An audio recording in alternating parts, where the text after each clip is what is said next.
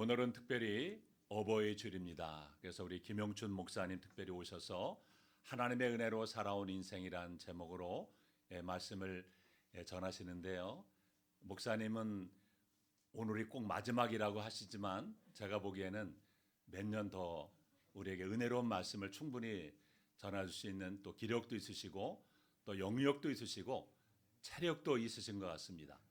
우리 아멘을 별로 안 하시네요. 예.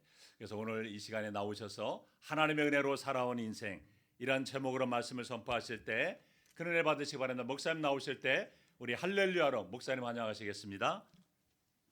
할렐루야.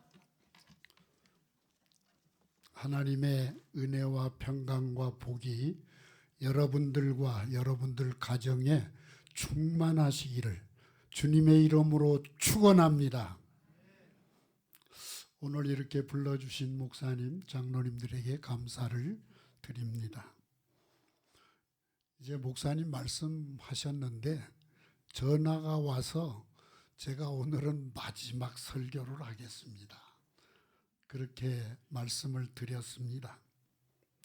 지난 4월 7일에 핸드폰에 문자가 왔어요. 제 막내 동생한테서 왔는데 지금 중국 선교사로 활동을 하고 있어요. 그런데 그 내용을 보니까 저의 남은 인생에 도움이 되고 형님을 잘 이해하는데 도움이 되고자 몇 가지 질문을 하겠습니다. 거기에 대해서 답변을 신중히 해 주시면 어떨까요? 첫째, 인생에 대해서 지금까지 살아오면서 느낀 점. 둘째, 가정 생활을 하면서 특별히 생각이 나고 느낀 점. 셋째, 그 외에 특별히 크게 느낀 점이 있다고 하면 생각을 해 주셔서 허락하신다면 모레 저녁에 제가 전화를 드리겠습니다. 그런 문자예요. 그래서 어디 좀 생각해 보자. 그러고 문자를 보냈지요. 그러면서 그 문자를 받고 저의 89년 인생을 되돌아보게 됐어요. 지금까지 어떻게 살아왔는가? 지금 첫째, 둘째, 셋째의 질문을 생각하면서 깊이 생각하고 그 목요일 저녁에 1시간 반 이상 동생하고 통화를 했습니다. 그래서 제가 살아온 인생을 생각하면서 생각나는 성경 구절이 바로 고린도전서 15장 10절의 말씀이었습니다. 그러나 내가 나된 것은 하나님의 은혜로 된 것이니 내게 주신 그의 은혜가 헛되지 아니하여 내가 모든 사도보다 더 많이 수고하였으나 내가 한 것이 아니요 오직 나와 함께 하신 하나님의 은혜로다. 우리가 잘 아는 대로 사도 바울의 고백입니다. 제 인생을 한번 되돌아보니까 그저 한마디로 표현한다고 하면은 하나님의 은혜로 살아온 인생이다. 그렇게 결론이 나더라고요. 그래서 이 시간 하나님의 은혜로 살아온 인생이라는 이런 제목을 가지고 말씀을 증거하는데 간증 설교가 되지요. 마지막 설교, 제가 간증 설교로 이제 마치려고 그렇게 결심을 하고 이 단에 섰어요. 하나님께서 이 시간 풍성한 은혜를 내려주시기를 원합니다. 자, 한마디로 하나님의 은혜로 살아온 인생. 그러면 어느 때에 그런 생각을 가졌나?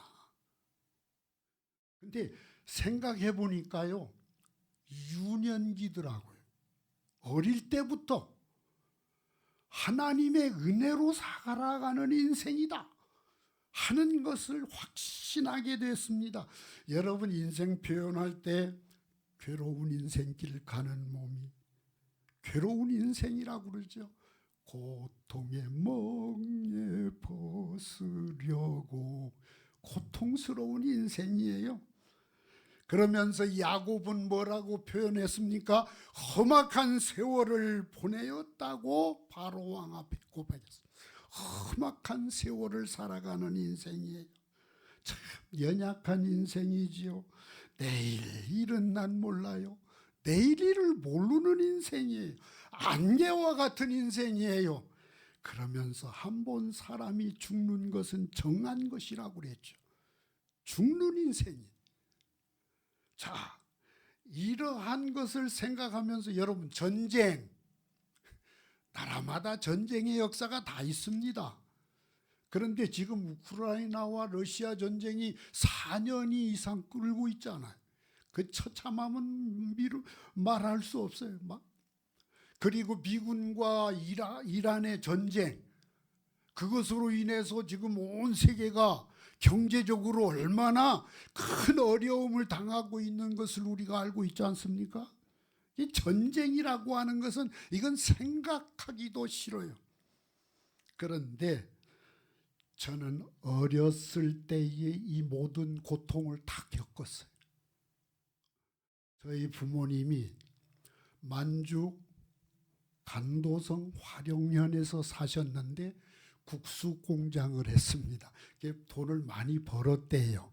근데 그때도 돈 많이 번 것을 제가 기억을 할까 말까 그러는데, 그런데 그때 벌써 교회를 다니셨어요. 교회에서 영수직분을, 그때는 영수직분이 있었어요. 직분을 맡은 그런 위치에. 그런데 해방이 딱 되고 이듬해 초에 재산을 싹 정리하더라. 그리고는 이제는 우리는 가야 되겠다. 그리고 두만강을 건너가는데 그때는 얼음이 싹 얼었습니다. 그 얼음 위로 걸어가는 그때에 뒤쪽에서 따쿵 따쿵 따따따쿵 총소리가 들리는 거예요. 그렇잖아도 미끄러워가지고 조마조마 걸어오는데 총소리를 들으니까 얼마나 무서운지 그냥 벌벌벌벌 떨면서 두만강을 건넌 그런 기억이 있어요. 그래서 청진까지 왔어요. 청진에서 고모부가 목회를 하고 있었거든요. 청진에서 살려고 3층 집까지 샀어요. 돈 많이 가지고 나왔겠다. 그래서 3층 집을 사고 거기에서 살라고 보니까 안 되겠다. 남쪽으로 가자. 그래서 거기에서 남쪽으로 남하하기 시작했어요. 제가 시간상 그냥 간략하게 설명을 드리겠습니다. 그래서 나와서 정착한 곳이 강원도 춘천이었습니다.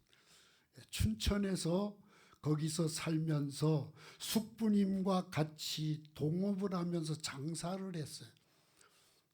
숙부님은 팔고 아버지는 서울에 가서 싸게 물건을 떼다가 와서 그걸 팔게 하고 그러면서 그 춘천제일교회 장로로서 심우하게 됐단 말이에요.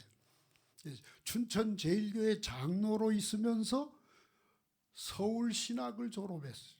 성결교 신학입니다. 3년을 졸업하고 그 다음에 총신의 졸업반에 편입을 했어요. 바로 그 해가 50년도.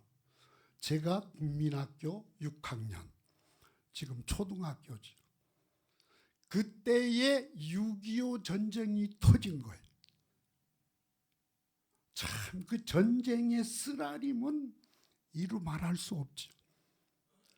6.25 그 전쟁이 발발할 때는 바로 주일이었습니다. 저는 형님 친구들과 형님과 같이 새벽에 일어나서 교회에 종탑이 있는데 종탑 밑에서 찬양을 부른 기억이 납니다. 그날도 주일이니까 부르고 있는데 이상한 콧소리가 들리기 시작하는 거예요. 아주 어지럽게 멀리서 들어올려오는 콧소리가 그런데 예배 드리고 오후에 나오는데 집으로 가는데 보니까 벌써 피난민들이 나오기 시작합니다.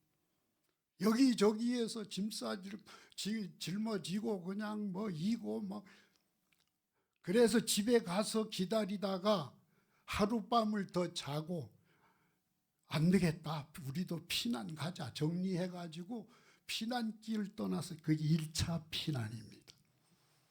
피난을 가다가 보니까 그때 할아버지가 중풍병으로서 한쪽을 제대로 못 썼어요.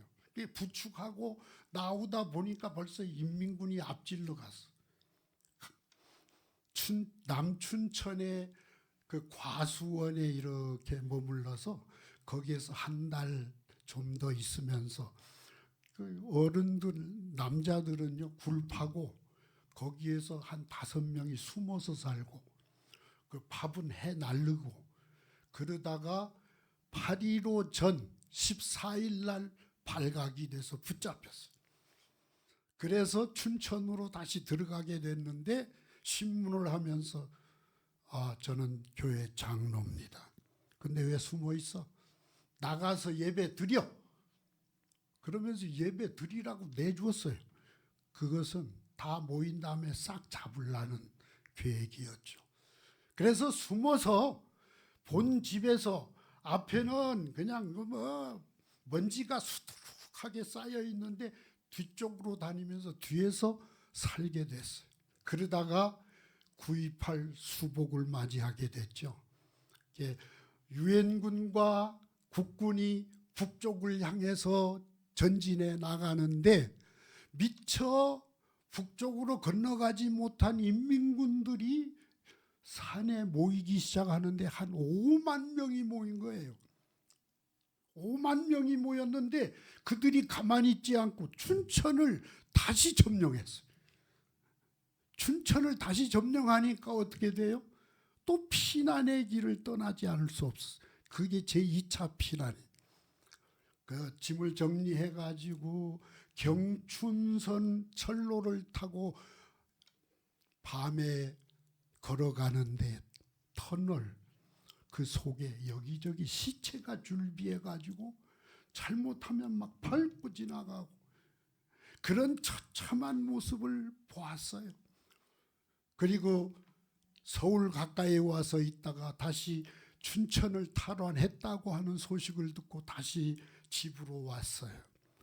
거기에서 며칠 지나면서 사는데 고등학교에 다니는 형님이 갔다 오더니 그 국군 31사단이 춘천을 다시 점령을 했는데 희생자가 많이 생긴 거죠. 그러니까 보충을 해야 되겠다. 학교에서 지원할 학생들 있느냐? 그러니까 형님이 지원했대요. 학도병으로. 그리고 며칠 있다가 군이 나간 거죠. 학도병으로 나갔어요. 그런데 그 후 아주 오랜 기간 지나서 전사했다는 통지는 나중에 받았죠. 한참 치열하게 휴전하기 전에 치열한 전쟁에서 형님은 세상을 떠나갔습니다. 자, 그렇게 해서 2차 피난의 어려움을 겪었는데 그 다음에 또 3차 피난길이 있어요. 그건 일사후퇴. 인민군들이 압록강을 그냥 몇십만 넘어와가지고 진격에 오니까 유엔군 국군들이 말이죠. 다 이제 후퇴하기 시작했죠. 그게 일사후퇴입니다. 근데 춘천에서도 이제 후퇴해야 되는데 남자들은 못 나가게 하고 그러니까 그냥 부녀들하고 자녀들 어린 자녀들 짐 정리해가지고 저 경상도 의성에서 만나자고 약속만 하고는 서울 가는 열차에 몸을 실었죠. 그런데 가다가 청평에서 딱 서는 거예요. 내려. 다 내리게 됐어요. 마지막 춘천에 가서 열차를 서울로 타고 가야 되겠다는 거예요. 그래서 청평에서 내릴 때 저녁 시간이었는데요. 어두워지기 시작하는데 북쪽 산에 막 쿵쾅 콩콩 탕탕 포소리 뭐 총소리 이게 밤이 되니까 빨갛게 비치더라고. 왔다 갔다. 그러면서 피난의 길을 걷기 시작했어요. 하루 포탄이 떨어져요. 그때에도 시체들이 있어요. 그런 것을 보면서 하루 이틀 걸어서 익산까지, 지금 익산까지 27일을 걸려서 거기까지 도착했어요. 그리고 익산에서 정읍까지 열차로 도착했는데 정읍에 고모부님이 목회를 하셨기 때문에 글로 간 거죠. 그래서 정읍에 가보니까 고모부님은 전주 서문교회로 옮기셨대. 거기에서 좀 있다가 서문교회로 그 다음에 옮겼습니다. 그런데요, 아버님, 숙부님은 참 그 마지막 열차를 타고 서울로 가서 편하게 부산까지 그냥 간 거예요. 네.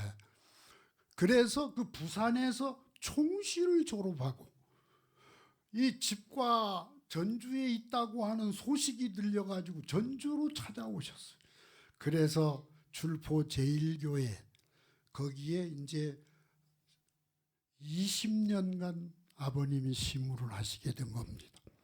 거기에서 저도 공부를 하면서 이제 전주 신흥고등학교 졸업할 때에 담임 선생님이 영춘아 너는 수학을 전공해야 되겠다. 수학 전공하라고 그래요. 그런데 저는 이미 벌써 유년기에 확신했거든요.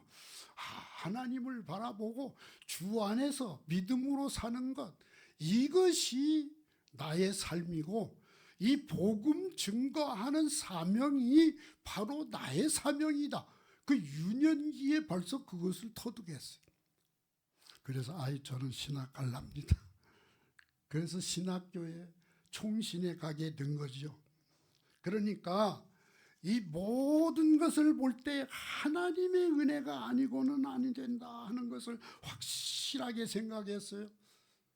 그 다음에 43년 동안 목회를 했는데 다 하나님의 은혜였다는 사실입니다. 저는 1961년 총신을 졸업하고 바로 결혼하고 첫 목회지가 대동교회였어요. 대동교회에 가서 김영준 장로님을 만났지요. 처음에 거기서 만났어요.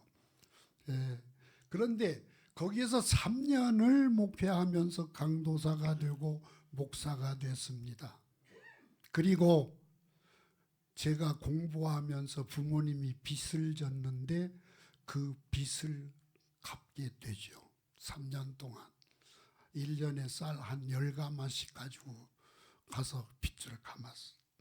그 다음에 3년 후에 간 곳이 고창군 해리면 동호교회였습니다. 거기에서 1년 채 못 있었어요. 그런데 아버지에게서 연락이 왔어요. 너 서울로 올라가라. 그래서 아버지의 도움으로 서울 홍제동에 있는 홍성교회,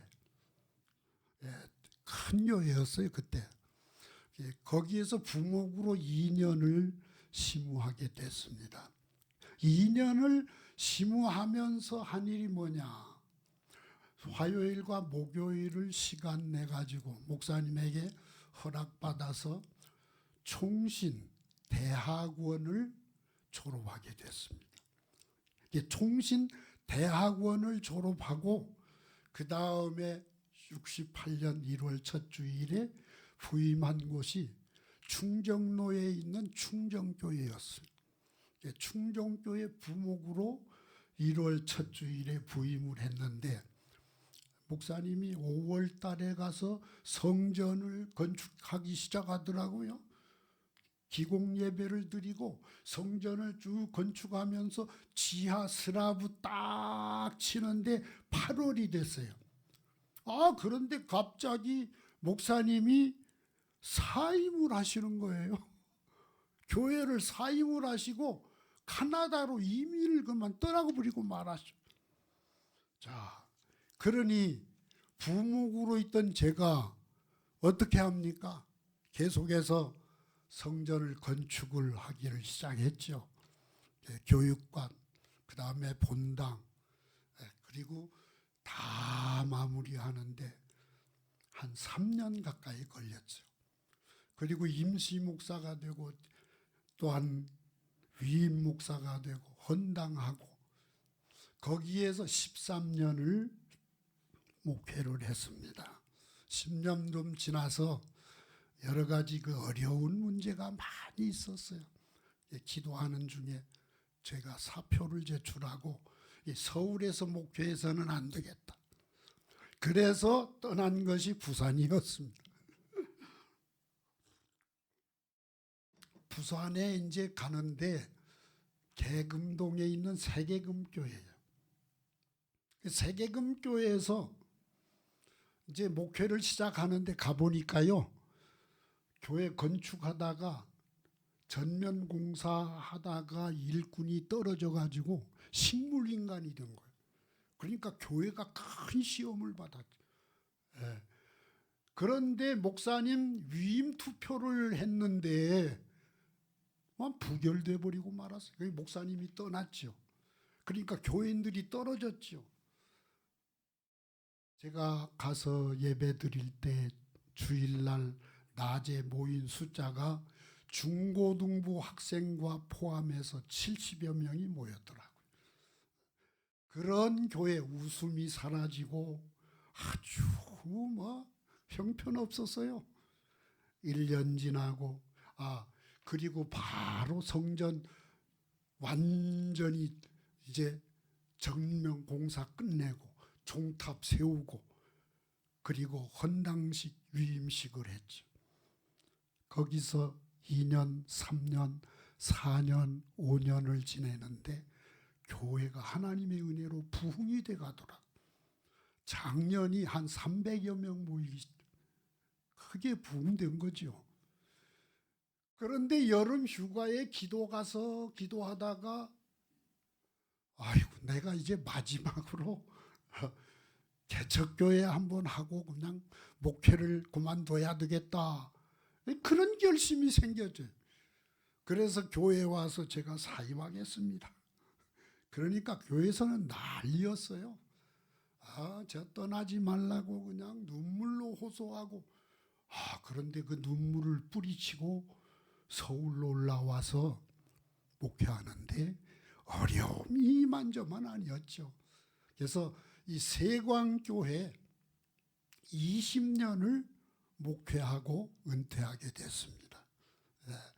이 세광교회 은퇴할 때에 강변 아파트 사택에서 살았거든요. 그 교회에서 사서 교회 사택이었어요. 근데 은퇴할 때에요, 처음에 욕심이 나더라고. 사택까지 좀 줬으면 좋겠는데 그런 욕심이 없잖아 생기더라고요. 그런데 이 노예 규정에 나타난 그대로 그냥 하자. 보니까 그때 당시에 8천만 원이 조금 못 됐어. 그래서 당회에 웬만하면요, 외부에서 목사님 모셔다가 임시당회장 해가지고 은퇴비 많이 받는 것이 그것이 보통화됐어요. 그런데 저는 그냥 당회에서 장로님들과 은퇴 그냥 8천만 원만 해주시면 감사하겠습니다. 그러고 은퇴했거든요. 20년간 목회하면서 얼마나 많은 어려움이 있어도 그때 하나님께서 은혜를 내려주셔서 잘 은퇴하게 됐다는 그런 확신이 오더라고요.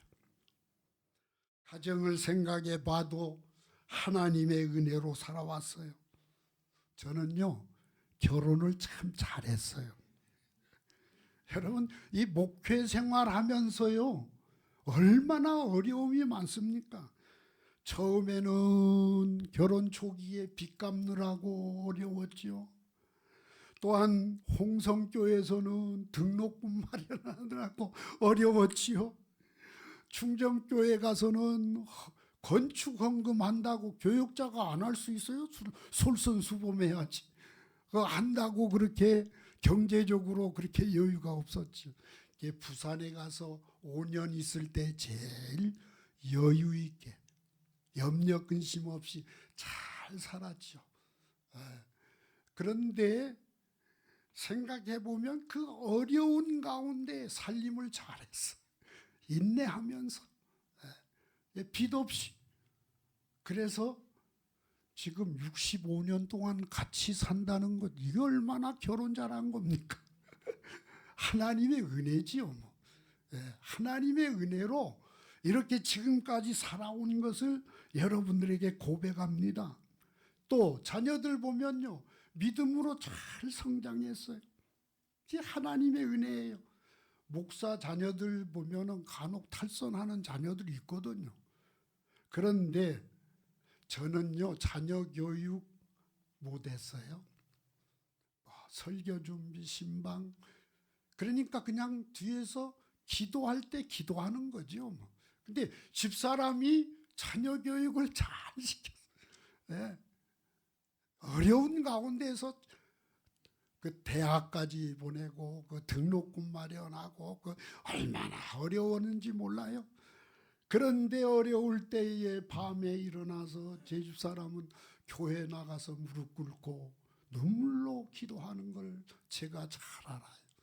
그러니까 자녀 교육의 첫째는 눈물의 기도예요. 자녀들을 위해서 계속 기도하는 것이 얼마나 자녀 교육에 중요하다는 것을 여러분 깨닫기를 바랍니다. 그리고 은퇴하고 지금까지 제 집사람하고 가정 예배를 꼭 드립니다. 아침에 일어나서 식사하고 그 다음에 가정 예배를 꼭 드려요. 건강하게.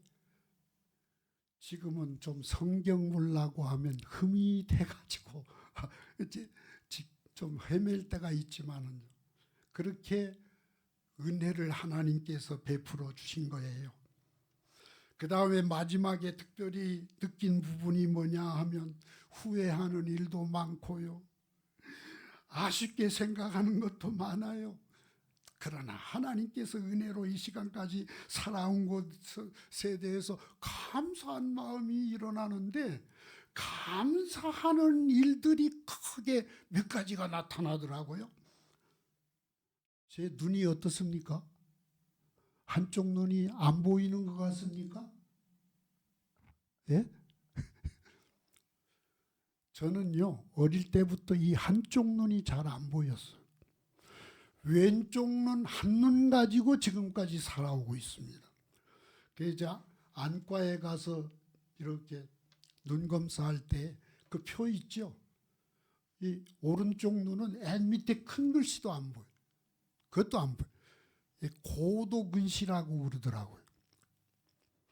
그런데 이 한쪽 눈 가지고 지금까지 살아오게 하신 하나님의 은혜가 얼마나 큰지 몰라요. 제가 봉고차도 몰랐잖아요. 교회 차 몰고 다녔잖아요. 그게 참 감사한 일이에요. 그리고 경제적으로 어려움이 있기는 있었지요. 그런데 자녀들이 생활비 대주지요, 용돈 대주지요, 여러 가지로 아주 효도를 하는데요. 지금까지 계속하고 있어요.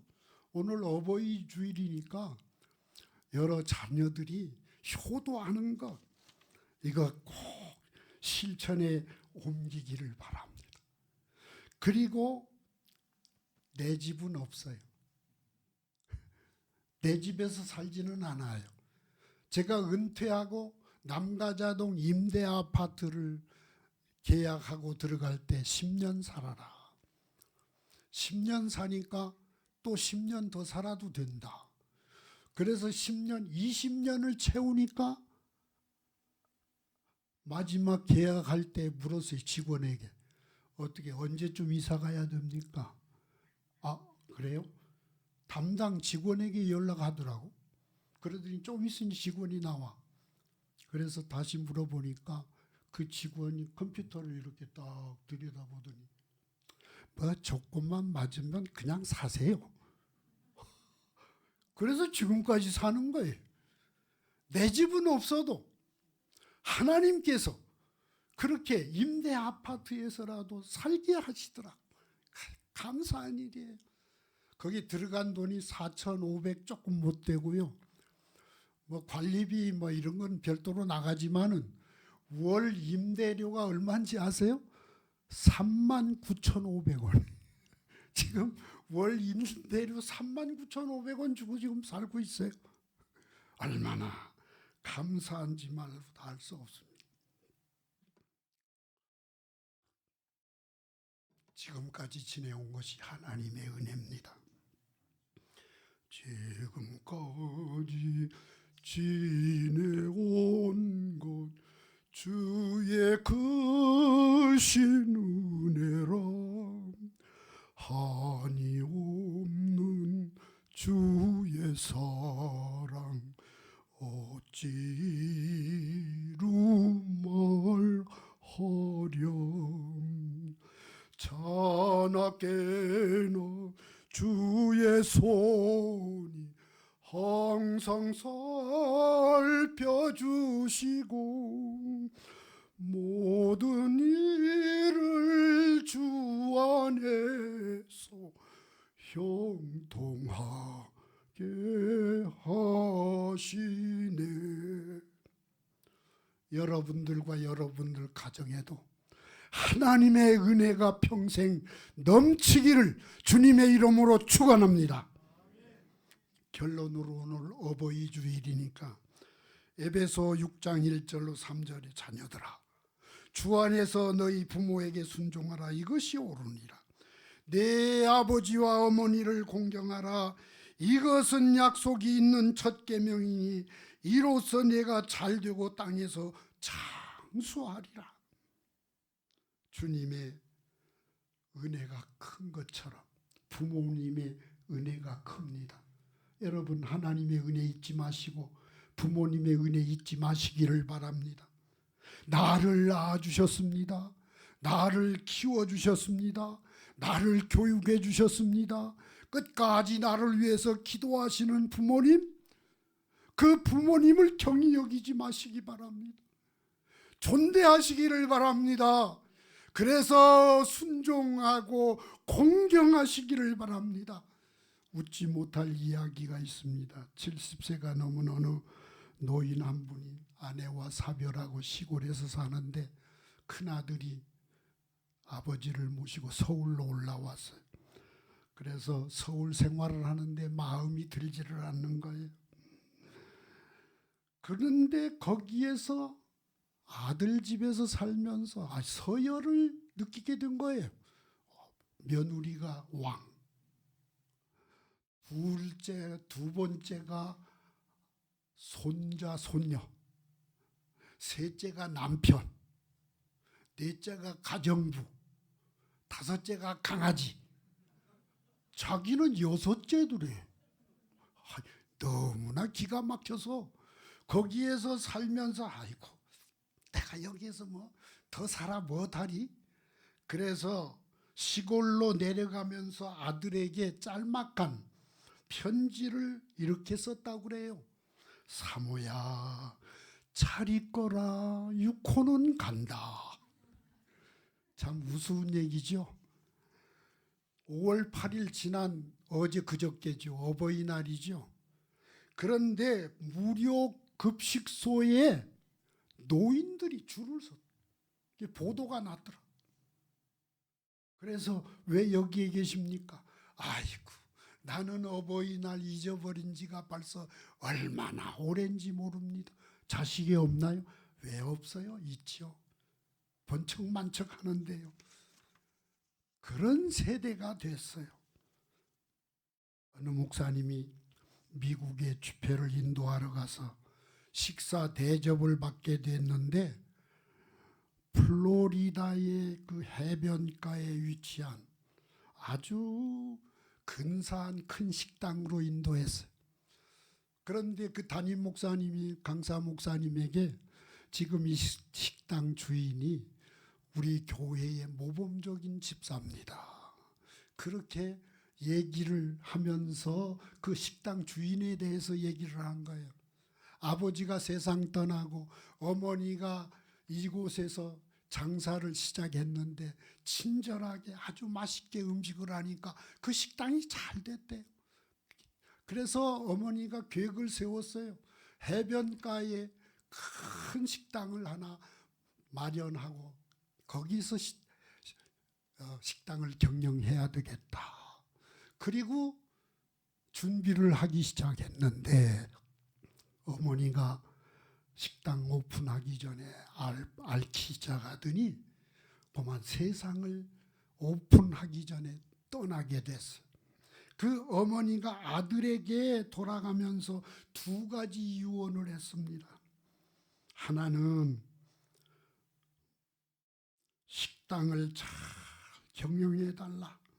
그러나 사업보다 인생의 주인이신 하나님을 더 귀히 여기는 믿음의 삶을 살아달라. 두 번째는 이번에 오픈되는 식당에서는 술을 팔지 않으면 좋겠다. 그런 유언을 하고 세상을 떠났는데 그 유언대로 그 식당이 오픈한 다음에 술을 팔지 않아요. 그런데 하루는 이상한 깡패 같은 사람들이 몇 명 몰려와가지고 왜 술을 안 파느냐고 팔아라. 뭐 위협을 하는데 그 집사님이 거기 안에 걸려있는 어머니 사진을 가리키면서 어머님이 이 식당 오픈하면 술을 팔지 말라고 그랬습니다. 유언입니다. 그러니까 시비 걸다가 그냥 가더래. 그런데 그 어머니의 사진 밑에는 이런 글이 있었다고 합니다. 어머니의 미소는 저의 추억입니다. 어머니의 사랑은 저의 용기입니다. 어머니의 말씀은 저의 등불입니다. 어머니의 기도는 저의 능력입니다. 어머니의 주님은 저의 주님이십니다. 이 집사님은 어머님을 존경했습니다. 그래서 순종하는 삶을 살았어요. 공경하는 삶을 살았어요. 오늘 어버이 주일을 맞이한 이 시간에 여러 자녀들 부모에게 꼭 효도하시기를 바랍니다. 그러면 하나님께서 복을 주십니다. 기도하겠습니다. 고맙고 감사하신 하나님, 어버이 주일 주님 제단 앞에 나와 예배드리게 하시니 감사드립니다. 연로하신 부모님들에게 주님 은혜를 베풀어 주시어서 영육간에 강건케 하시고 주님이 주시는 평안이 충만케 하옵소서. 하늘나라를 소망하면서 기쁨과 감사에 넘치는 삶을 살게 도와주옵소서. 자녀들에게 은혜 베풀어 주시어서 영육간에 강건케 하시고 부모님을 존경하면서 순종하는 삶을 살고 공경하는 삶을 살고 여러 가지 면으로 부모님을 기쁘게 하는 효도의 삶을 살라. 하나님께서 약속하신 놀라운 축복을 받아 누리는 자녀들이 다 되게 하여 주시옵소서. 세광교회 부흥케 하시고 윤 목사님 가정을 위시해서 온 성도들 가정 일일이 지켜 보호하여 주시옵시고 육신의 질병으로 고통당하는 자 주님 능력의 성수로 어루만져 주시어서 완전히 고쳐주시기를 원합니다. 은혜 베풀어 주시옵소서. 예수님의 이름으로 감사하며 기도드리옵나이다. 아멘.